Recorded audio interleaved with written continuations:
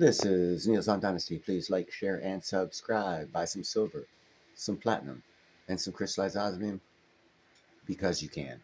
Uh, be kind, helpful, and grateful for New Year's resolution and do it all year long for the rest of your life. It's a good way to live. That's not what this is about. This is about Jimmy Carter, dead at age 100.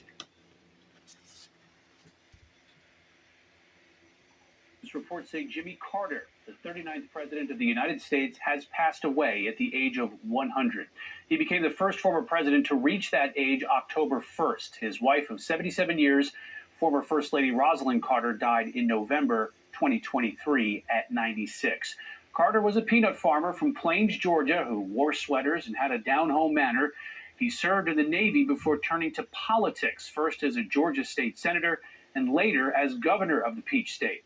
Carter was elected president in 1976 in the wake of Watergate, defeating incumbent Gerald Ford. Carter's term was marred by domestic and foreign issues. He faced several economic challenges, including high inflation and gas shortages. He also struggled with problems overseas, most notably the Iran hostage crisis. Carter lost his 1980 bid for re-election to Ronald Reagan in a landslide.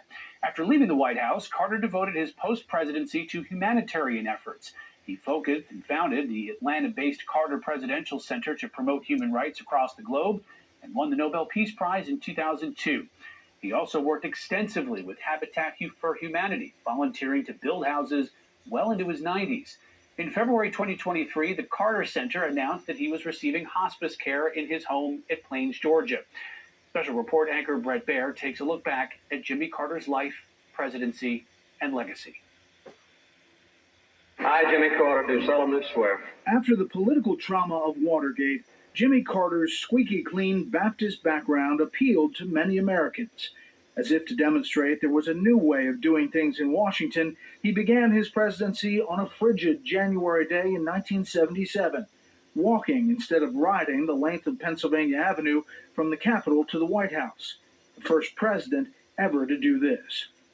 Born in Plains, Georgia in 1924, to peanut farming parents, Carter attended the Naval Academy, earning the rank of lieutenant. In 1946, he married Rosalind Smith and returned to Plains in 1953 to run the family farming business. It was there that Carter developed an interest in politics. He was elected state senator in 1962 and governor of Georgia in 1970. I am a candidate for president. When he announced plans to run for president in 1974, Carter was largely an unknown, but he managed to win his party's nomination and edge out incumbent President Gerald Ford by just 2% of the popular vote, one of the closest margins in recent history. President Carter's greatest triumph came in 1978, when he brokered marathon diplomatic talks between Israel's Menachem Begin and Anwar Sadat of Egypt. The resulting Camp David Accords ended years of fighting between the two countries.